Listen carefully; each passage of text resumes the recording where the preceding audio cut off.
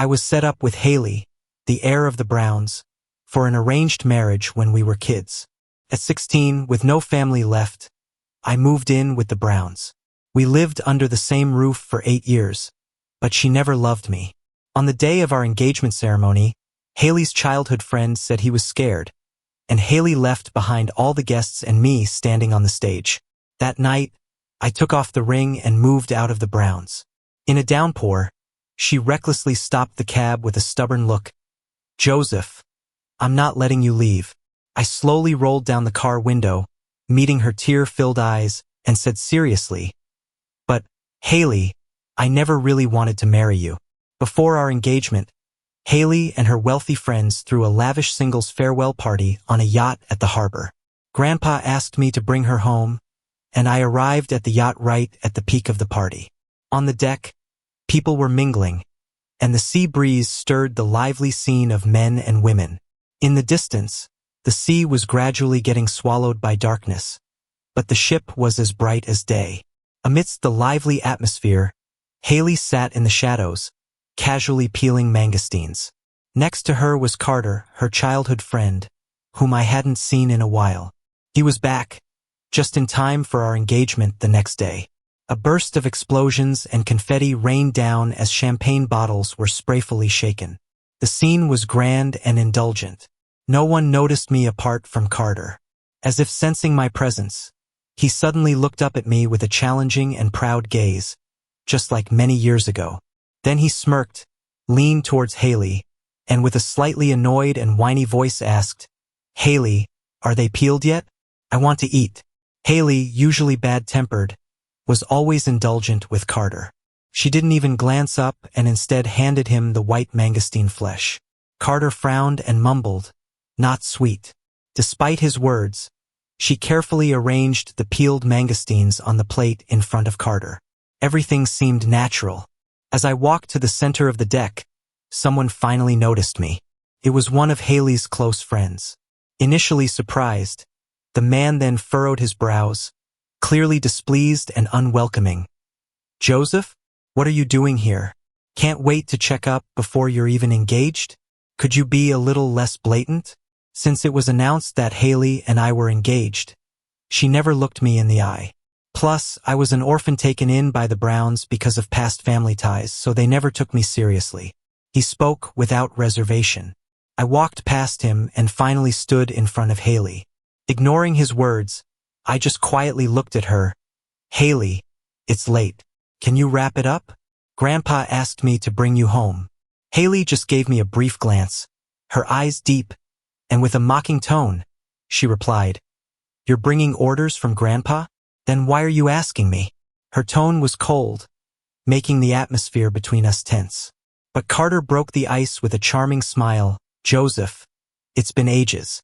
Don't rush off. Have a drink with us?" Not wanting to ruin the mood with my presence, Haley's closest brother waved it off. "You're here already. Have a drink." I didn't nod, but Carter had already filled a glass and raised it to me. Haley remained indifferent, watching from the sidelines. Caught in a difficult position, eager to get Haley out of there, I was about to take the glass and down it in one go when Carter, right as our glasses touched, poured his drink over his head instead. The cold liquid blurred my vision. I heard Carter's voice sneering in my ear. "Just a pet dog. Don't take things too seriously. Taking her away from us? Joseph, aren't you overestimating yourself a bit much?" Carter always thought I was just a pet dog by Haley's side. My parents died in a car accident when I was very young. I was raised by my grandparents. At 16, with my only relative, my grandma, passing away, I became a complete orphan. In my loneliness, Grandpa took me in. Back then, Haley's grandpa wandered, starting from scratch.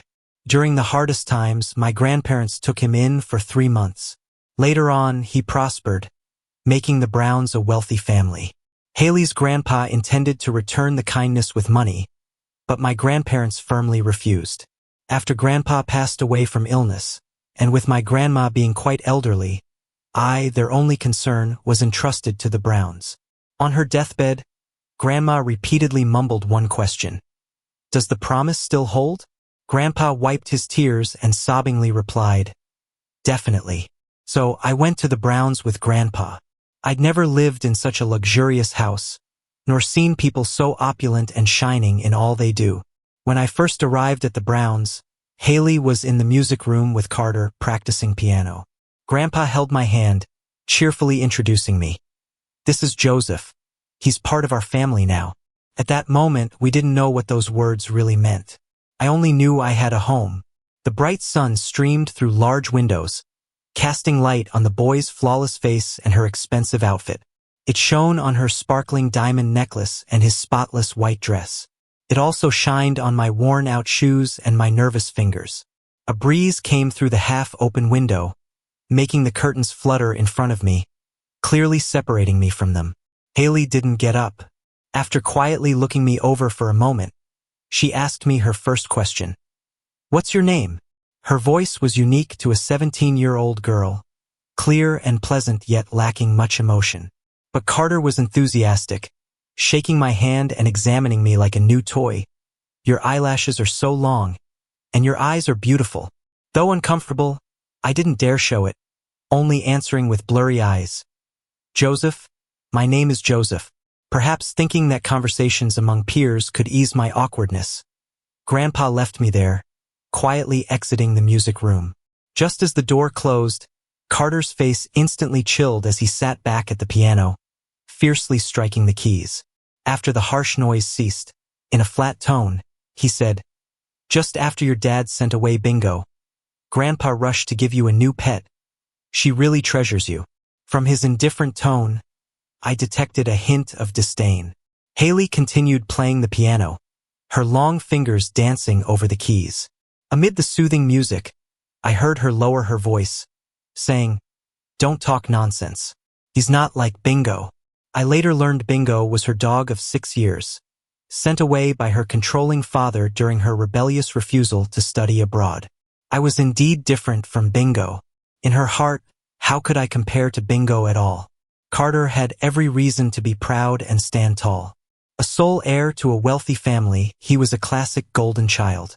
Carter's family was close to the Browns, and Carter had been Haley's childhood friend.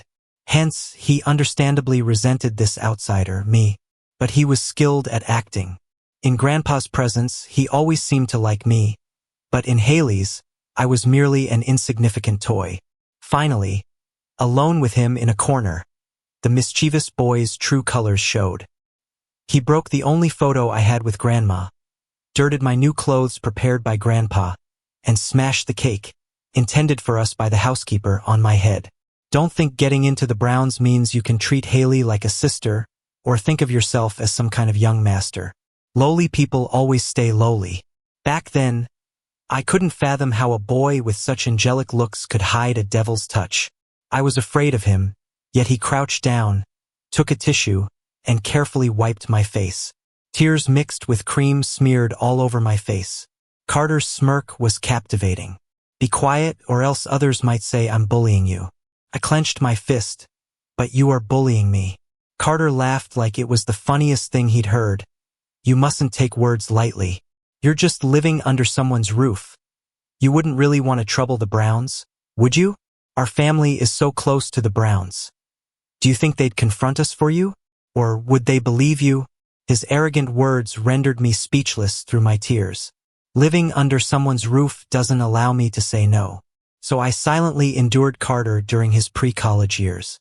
Ages 17 to 22, Carter would bully me. 26-year-old Carter was even more cocky. Even after 4 years apart at 26, he insulted me, and it came naturally to him. I wiped away the alcohol-induced tears from my eyes, picked up a champagne bottle from nearby, cracked it open at the table's edge, and poured its contents all over him. My movements were quick and fluid. Carter screamed, dodging backwards, grabbing a porcelain plate, which might have smashed onto my head a second later. But Haley suddenly got up, flipping the table in the process. The sharp sound of breaking echoed around. The music stopped, and everyone nearby fell silent. Only the sound of waves hitting the shore remained. "Enough." She looked down at me, smiling angrily. Wow, Grandpa's choice for a husband knows how to ruin a party with flair. Amid shattered glass, I stood quietly before her. I wanted to say, Haley, he's bullying me. Didn't you see? Carter tormented me for years, but there was no point in that argument. She disliked me and wouldn't stand up for me. She grabbed my arm and pulled me along. Haley strode forward rigidly, her voice sharp. Go home. My fiancé has to show a report. She bit hard on the word fiancé, making it particularly mocking. The city neon reflects off the pitch-black car windows, leaving only a fleeting silhouette. Amid the flickering lights, Haley's outline on the glass is indistinct too. She's leaning back, pretending to doze. Maybe she sensed my gaze because her eyelids lifted, saying, "Why so eager to admire your caged bird?" I thought I was used to Haley's sharp words digging into my chest like a knife. But in this moment, in the confined space filled with the smell of booze, staring into her deep, dark eyes, my breath caught unexpectedly. I pressed my lips together. Haley, can't we talk like normal people? Stop being so hostile. But she just enjoyed my look of pain and sneered. Who are you putting on the sad act for? You're getting engaged tomorrow. Shouldn't you be thrilled? I lowered my eyelids and sighed, my voice barely above a whisper, but it seemed to echo around the car. Truth is, I don't really want to, but My words were abruptly cut off by her sudden move. She leaned in suddenly, her kiss devoid of warmth, crashing down furiously. Though our position was intimate, her eyes were stormy, betraying no joy, only punishment. My lips stung, blood seeped. Just as her hand touched my shoulder, I finally pulled away. A crisp sound echoed. Haley's face turned sideways. Have you lost it? She didn't seem to care, touching her reddened cheek, laughing without warmth. Didn't you come with Grandpa to the Browns to be one of them? So why the act? Doesn't controlling my fate like the rest feel great? Her every word hit my chest like a heavy hammer. I trembled all over, fumbling against the car window, choking up. Stop! I want out. Somehow, I stumbled onto the window switch. The window dropped suddenly, letting the wind roar in. I was squinting against it. The driver, startled, slammed on the brakes. I scrambled out of the car, steadying myself on the curb as I dry heaved. From the car, the driver called out hesitantly, "Sir, are you all right?" Haley's voice was indifferent, not even glancing over. Drive on. Through the half-lowered window, I glimpsed her jaw tightly set. In my mind, her face just didn't line up with the girl she used to be. Once, she wasn't like this at all. Before Haley knew about our childhood engagement, she was really good to me. The day I first got cornered and warned by Carter, I cried myself to sleep in the storage room at night. Haley found me. Her slender figure stood framed in the door. The moonlight stretched her shadow into the room where I huddled. With a playful smile, she teased, "I thought the storage attracted mice, but I see someone's building rivers in secret." She flipped on the light, closed the door, and walked up to me.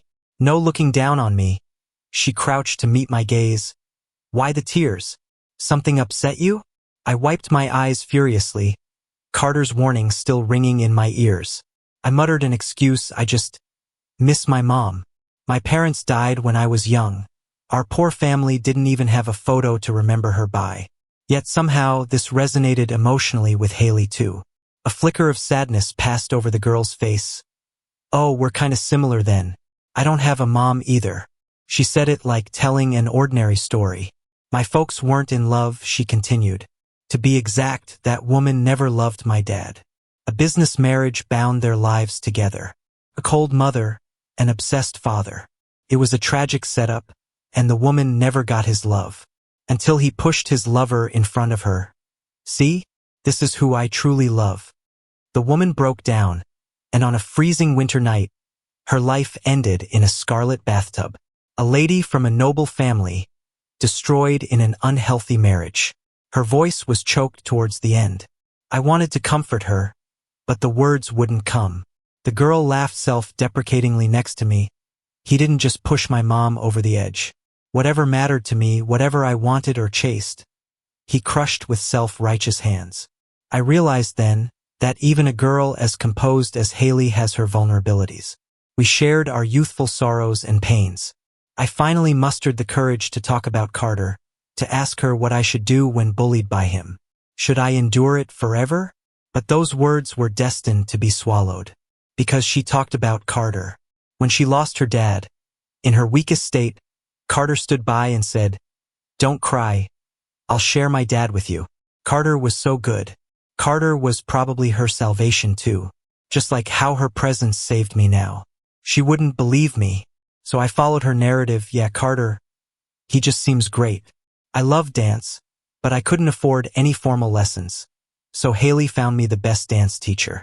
She and the new teacher always encouraged, "Joseph, you really have talent." When I struggled to keep up in class or solve a tough problem, Haley would explain it a few times patiently. Even when I was too dense to get it, she'd laugh and say, "Joseph, you're so dense. Do your white rice lunches even turn into carbs?" Someone once mocked me for being a country bumpkin, and she flew into a rage. That night, various outfits filled my wardrobe. Back then, Haley was really good to me. So good that from the garden, standing at the music room's French window, watching them sit close, a little bitterness arose in my heart. Carter sat facing Haley, whispering something I couldn't hear. She bent forward slightly, lips turning up at times, sunshine dancing over her face. She listened closely as I rubbed my chest. The books were wrong. There's no sweetness to this. When young hearts are stirred, it's bittersweet.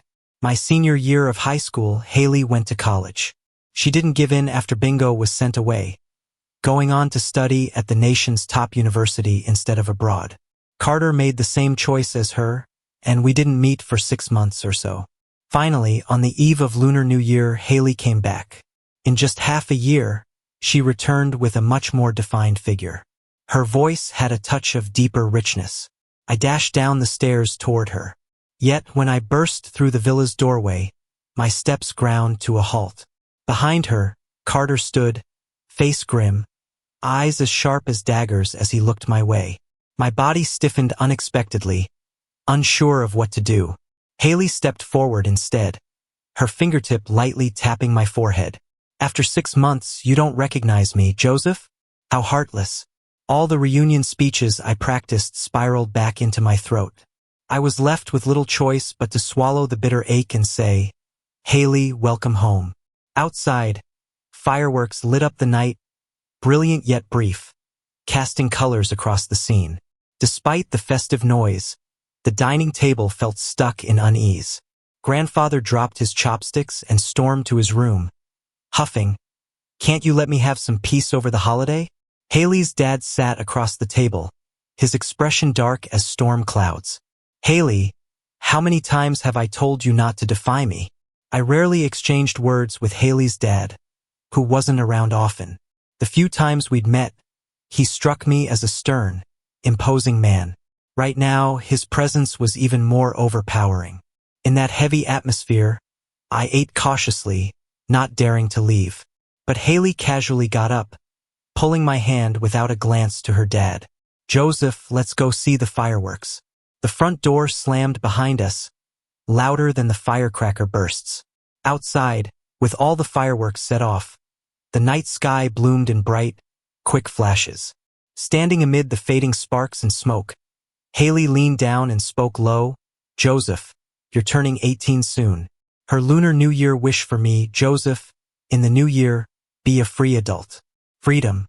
That word seemed to run through every belief she held. I still didn't grasp the invisible cage around her, only vaguely pondering what to wish her back. Empty words were meaningless in our connection, but heartfelt words failed to form.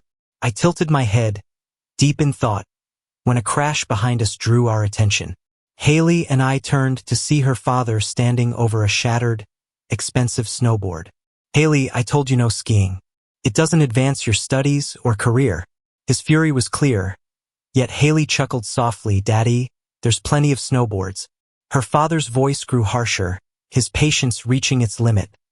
"Don't test me, Haley."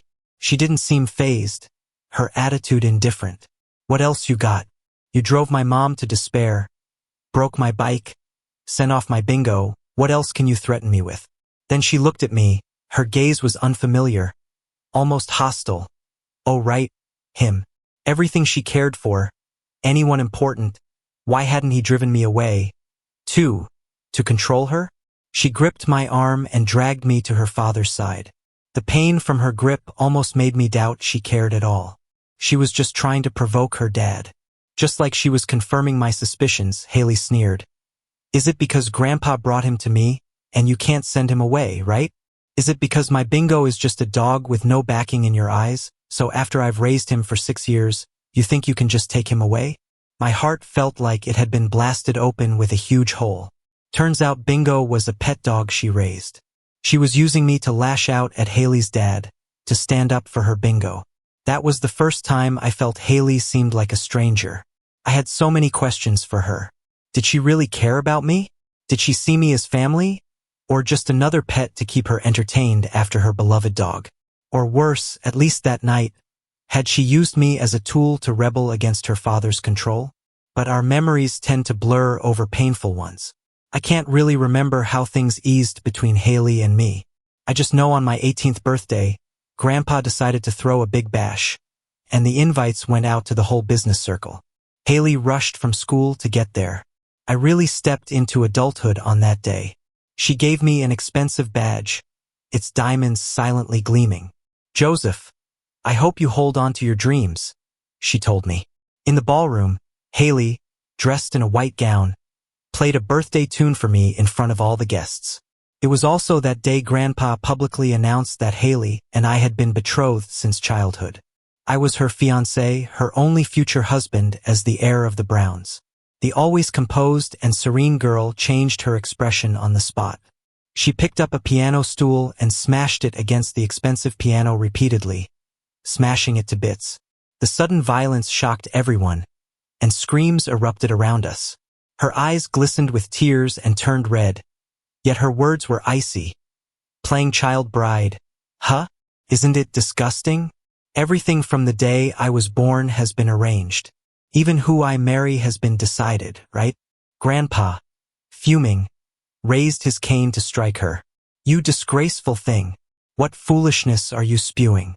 Haley didn't dodge, endured the blows with a cold sneer. I thought you'd be different from my dad, but you're even better at orchestrating my life from the moment he joined our family. Am I just a pawn you can manipulate at will? A puppet born only to pose for you? That night, Carter was also on the verge of tears. Haley couldn't marry someone as despicable as him, right? It would be my fault, preventing true lovers from being together. But it was also the first time I learned about this. Looking at her bloodshot eyes, my heart felt like it plunged into an icy abyss. Turns out that promise Grandma valued so much on her deathbed was this. I absolutely couldn't get engaged to Haley. Being forced to marry someone she didn't love, she would hate me for it. That night, I knelt in Grandpa's study, my eyes wet and pleading, Grandpa, just cancel the engagement. Haley doesn't want to marry me, and I don't want to marry her either. I can aspire to reach for the moon, but I don't want to marry someone who sees me as insignificant. Everything I said was from my heart, but Grandpa thought I was gravely wronged. Good child, I know Haley went overboard today. Don't worry. I've already said you're part of the Browns now, and I'll make sure you don't suffer indignities because of this. Still, I shook my head, urgent, tears streaming down. I don't want this.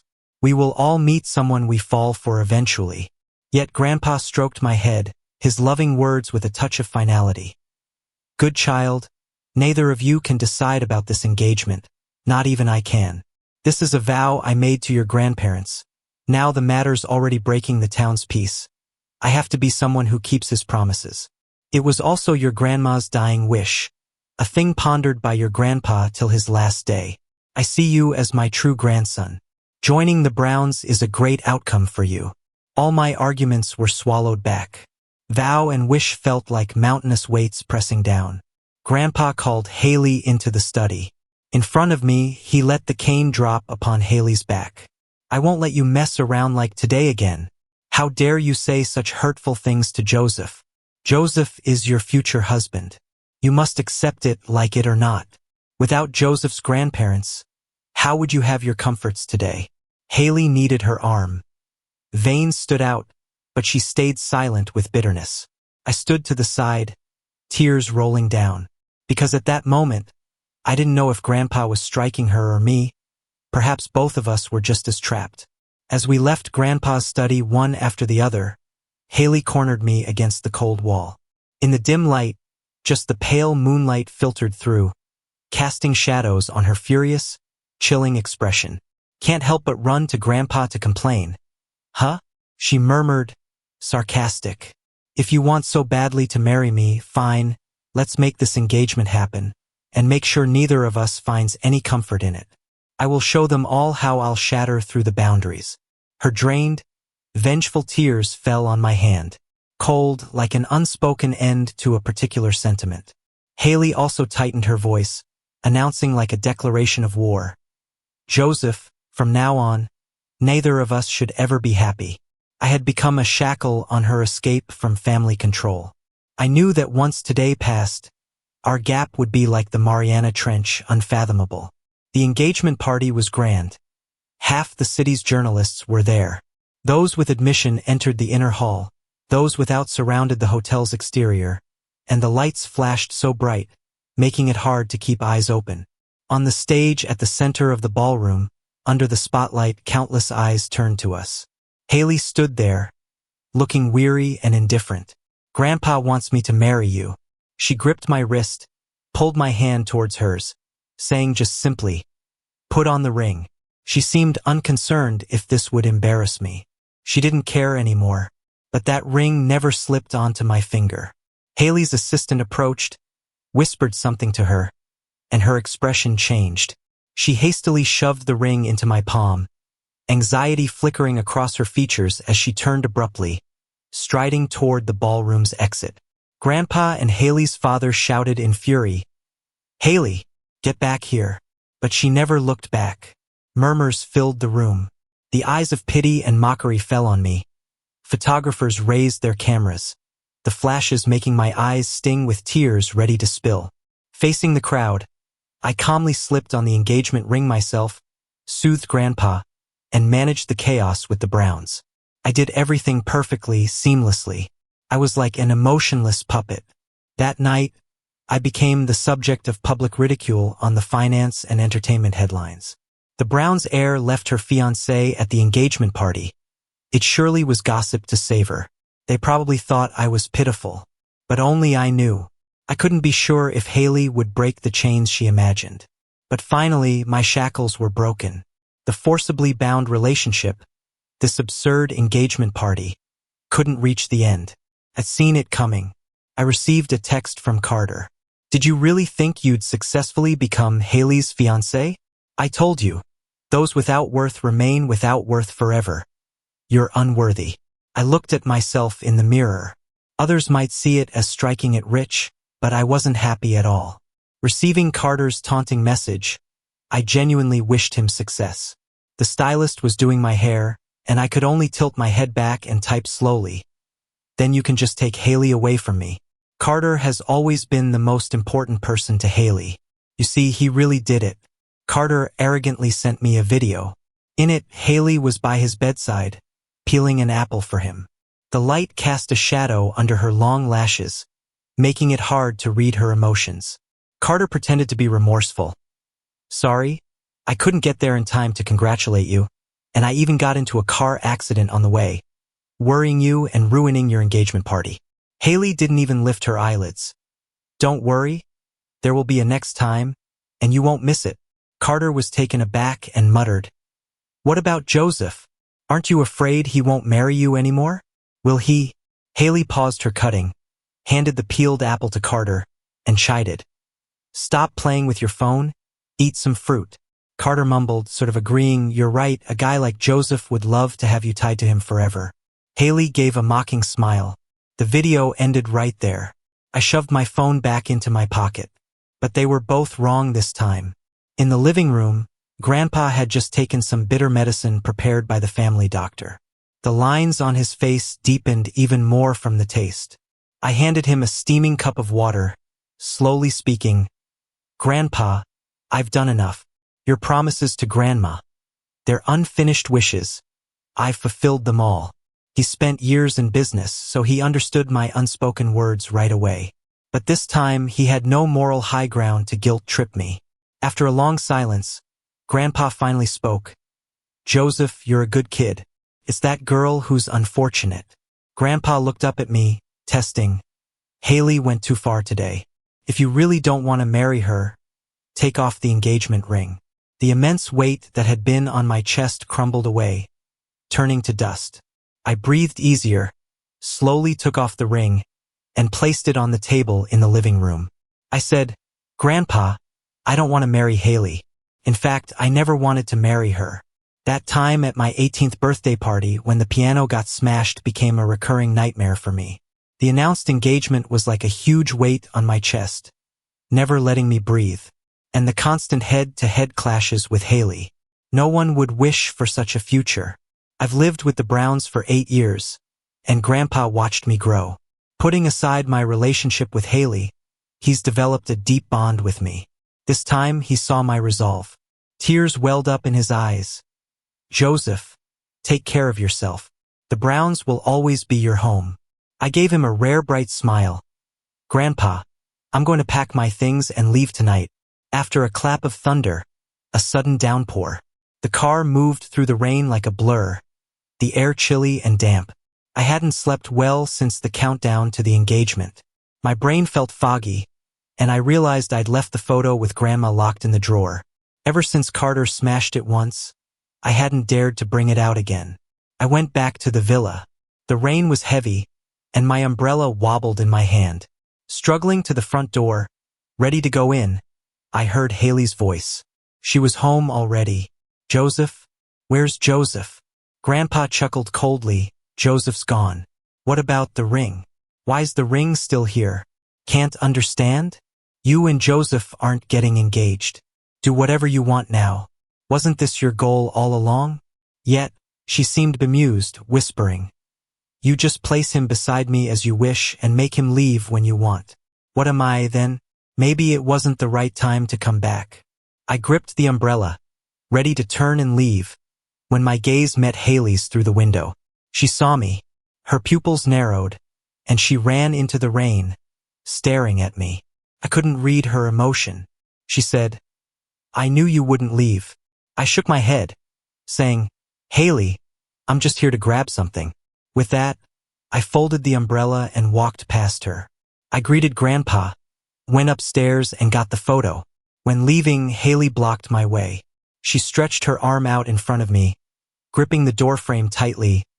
"Joseph, you can't just leave. Our engagement isn't canceled yet." Grandpa pounded his cane on the ground. "You have no right to get Joseph back. No right to say those things." She winced, pulling her arm back. I walked past her without looking back and got into a taxi. This time, I didn't look back at her once. Under the torrential rain, the city blurred into obscurity. The taxi driver drove slowly. Behind us, the roar of a sports car engine echoed through the rain. An expensive sports car was speeding recklessly, horns blaring around it. The driver mumbled in the mirror, "Driving that fast in this rain? Do they think money means nothing can't go wrong?" I looked at the familiar car, my right eyelid twitching. Sure enough, the next second, the sports car overtook us, slamming on the brakes and skidding to a stop 5 feet away. The taxi driver slammed on the brakes, narrowly avoiding a crash. He rolled down the window, shouting, "Are you mad? Do you even know how to drive? Fine if you don't care about your life, but others do." Haley ignored it. She stepped out of the sports car, getting drenched instantly. She stood at my window, her expression hardened and stubborn. "Joseph, I won't let you leave." Rarely does she look so out of sorts. Even after fighting with her father and being scolded by Grandpa, she'd never looked this way. I lowered the window a bit, shaking my head. I said, "I have to go. The dance company has a show in 2 months, and now that the engagement fuss is over, I need to focus on rehearsing." Maybe it was the pouring rain, but something swirled in her eyes. She slowly reached out her hand, holding the engagement ring I took off. "Take the ring with you." I didn't move. I simply looked at her quietly. I said, "Haley, I don't want the ring, and I don't want you either." Her forearm tensed, veins popping, suppressing her emotions. voice hoarse and raspy. She asked, "Joseph, are you really going to break off the engagement?" "Yes, Haley, let's do each other a favor and let it go. Let's not disturb each other anymore." Wasn't this what she always wanted? Now that the engagement was finally off, I didn't get why Haley still looked so troubled when facing me. I pushed her arm away, quietly observing her watery eyes. "Haley, I'll always remember the first time you looked at me. Back then, you didn't hate me. But from now on, let's go our separate ways." The taxi slowly started. Haley stood in the rain, drenched and motionless. There was a sense of desolation. Our relationship was too complicated. Love and hate can't even begin to cover it. The moment I got into the Browns, the wheels of fate started turning. She saw hating me as a way to rebel against her family's plans. Haley's dad saw me as a tool to control his daughter. Grandpa wanted to fulfill some old promise between him and Grandma. Then there's me, burdened with Grandma's wishes and living under someone else's roof, choosing for the so-called big picture. They pushed my fate around like a chess piece. Finally, at the engagement party, Haley flat out left. She hated me, but she also pushed me forward. I wasn't lying. I really didn't want to marry Haley. I just didn't have a choice back then. When I got back to the dance troupe, I was greeted with colorful streamers and a big banner. It said, "Congrats to our dance troupe's heart and soul for being single again." The whole internet was buzzing about me and Haley calling it off. Naturally, they knew all about it. Everyone online said, "Climbing the social ladder isn't easy. Getting dumped was bound to happen." In the dance circle, they knew Haley left the engagement party because a childhood friend had an accident. It was obvious where her heart was. Online, I got mocked by everyone. But my troupe offered me the most warmth. Brian, who joined the dance troupe with me, came over with a big bouquet. I teased him saying, "Don't get too excited, Master Dancer." I wiped my tears, apologizing for any drama I might have brought the troupe. Everyone surrounded me, patting my shoulders. "We were worried you'd vanish after becoming a rich heir. Then we'd lose the troupe's soul. Stay single, focus on our troupe, and make it great." There was a huge charity performance planned in 2 months. There'd be big names there, and it'd even be broadcast live on TV. The troupe leaders took it all very seriously. I started practicing day and night. I packed my schedule full so I wouldn't have much time to think. One night, sweating after a practice, I got a call from an unknown number. When I picked up, there was long silence, only the sound of deep breathing and slight static on their end. It was chilly outside. I tucked my neck in, speaking as mist left my lips. It hit me fall had arrived so soon. "Haley, if there's nothing important, I'm gonna hang up." "Don't hang up." She finally spoke, voice muffled and tone odd. She babbled disjointed thoughts. "Joseph, I went skiing that day. Bingo passed away after so many years. Peaceful end. Joseph, you weren't my chain. I'm so regretful." "Haley, that's enough." I gripped my phone tighter, cutting her off. "Get some rest." Just as I hung up, her voice wavered with urgency.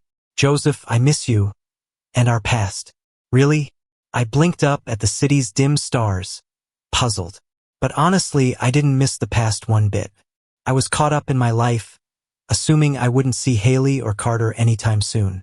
But on the charity event day, there we were, in the same place again. They were seated front row, special guests for the event. Carter even invested in our troupe. They sat together, not with their usual cozy banter. Haley looked thinner, worn, with dark circles and chapped lips.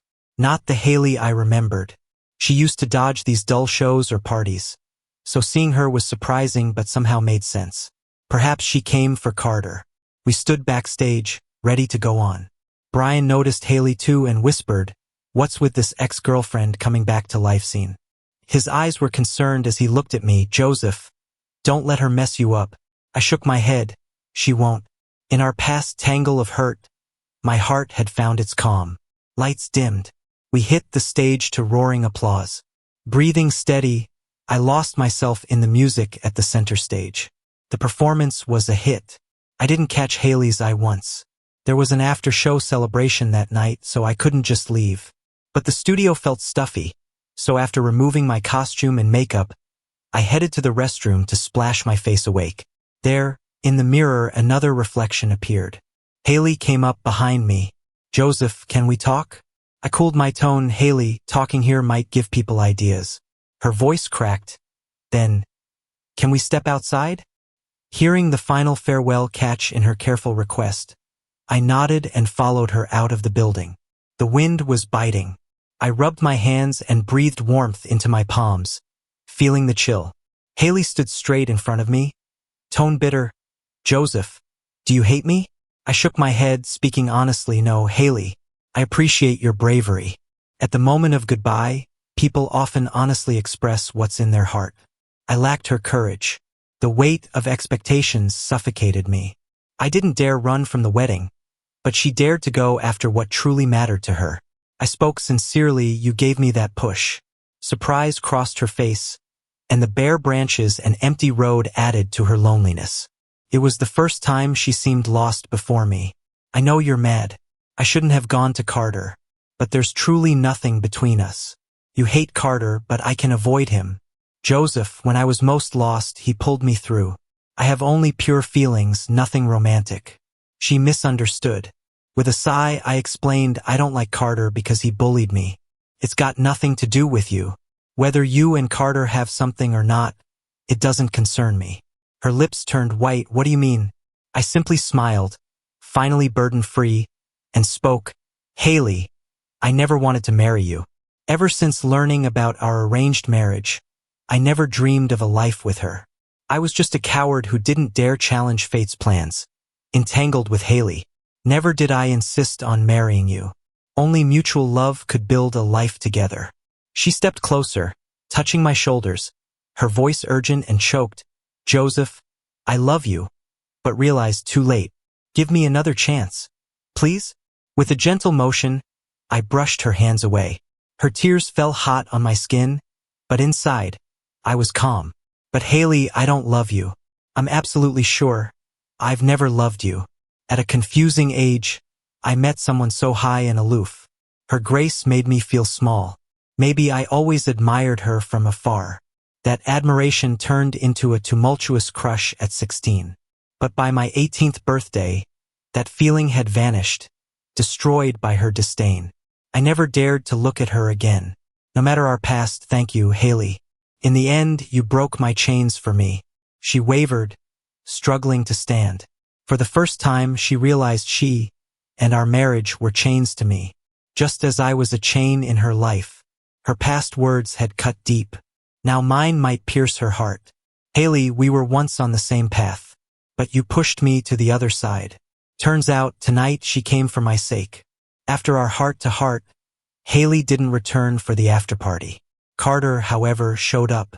Not only did he come, but he also had the audacity to sit at the head seat in a private room and point fingers at me. Is this the lead dancer of your troupe? What kind of performance was that? There was a kind of ridiculousness on stage, like not knowing where to step next. Makes you question the troupe's skill level. The guy in charge looked at me, hesitant to say a word. After all, the one pointing fingers is Carter, our investor. He's the capital. I smiled, pouring a drink slowly over his head. Don't know where to jump? How about jumping on your grave? He screamed, jumped up, and almost slapped me. Joseph, you lost it. How dare you do this to me? But his hand didn't reach my face. I grabbed his wrist, looking him straight in the eyes, deliberately saying, Carter, stop bullying me. I'm not a pushover anymore. For many years, I feared losing a family, feared being disliked, and causing trouble, so I endured. But now I'm my own person. Carter couldn't shake off my grip and warned me through gritted teeth, warning the entire troupe. You're independent. Huh? You just need to know. Piss me off, and your troupe can kiss its funding goodbye. Joseph, think it over, kneel, and apologize. Capital? I pushed Carter back onto the chair. The screeching sound of the chair sliding across the floor was annoying. I hold 10% of the Browns shares. I am capital too. Those shares were transferred to my name by my grandfather when the Browns announced the annulment, to prove he keeps his promises. Now, it gives me confidence. Carter seethed. Wow, You really did leap up the social ladder from nothing. Carter always looked down on me because of his privileged background. I stared right at him, firm. The lowly won't always be low, but the dirty will always be dirty. Don't overvalue yourself, Carter. With that, I turned and left. My troop members followed me out. Behind us, Carter's ranting was accompanied by the sound of dishes smashing, echoing in the air like music. That dance we performed at the charity event went viral. Our countless hours of effort paid off. The troupe started gaining more gigs. As the lead dancer, I became an internet sensation too. People started digging into my messy past with Haley again. Brian sent me a link, ranting over voice chat. What's up with these people? Bringing up old trash just to trash you. Who doesn't have a past? Out of curiosity, I clicked the link, but it was a blank page. Brian sounded shocked. The top trending news just vanished. Who pulled such a big move? Honestly, I didn't know. I didn't care about the gossip and focused on crafting new dance moves. But that night, I got the answer. A friend of Haley called me, getting straight to the point. Haley got into a car accident, you should go see her. I was driving, so I casually declined. I'm no doctor. They laughed sarcastically. Haven't you punished her enough? You've turned this once proud woman into a shell. Can't you cut her some slack? Didn't she dream of separating? Joseph, do you have a heart? She spent $8 million just to take down that news about you. How did she crash? Her friend in the passenger seat mentioned seeing a guy who looked like you. She's got a fractured leg. You should at least visit her or give her some closure. I paused, then remembered something. I'm not going, but can you pass something to her for me? What's that? A badge. Just a badge. Give it back to her, please. I blocked all contact with Haley. She never reached out. Like before I turned 16 and didn't know her, we lived our own separate lives. Our past slowly faded away. Forgotten. I thought we'd never meet again. But the truth is, at the pinnacle of success, it's hard not to. When I won the Golden Dance Award, Haley, as a significant investor, presented the trophy to me. Under the grand chandelier, she wore a refined dress, graceful as ever. Countless cameras flashed. She hugged me, whispering where the mics can't hear, Joseph, congratulations. The next day, Haley and I were both on newspaper covers. The focus wasn't our past drama anymore. We appeared in different sections. Me, holding my trophy, tears in my eyes, smiling broadly. And Haley, the youngest billionaire ever. Her company frequently posted new updates on their official account. But Haley's social media was all about her life. Her new kitten with silky fur. Her daring moves at a Nordic ski resort. A red flag fluttering in the wind, in front of a shiny red sports car on a racetrack. I guess she finally broke free, embracing her world. Absent-mindedly, I liked a post. She must have been online because I got a notification. Before I could unlike, Haley sent a message. Joseph, I still owe you an apology. It was never you who held me back. I wrongly blamed you. I looked at the bright sky outside, slowly typing. Haley, stop apologizing. My world is already bright and clear.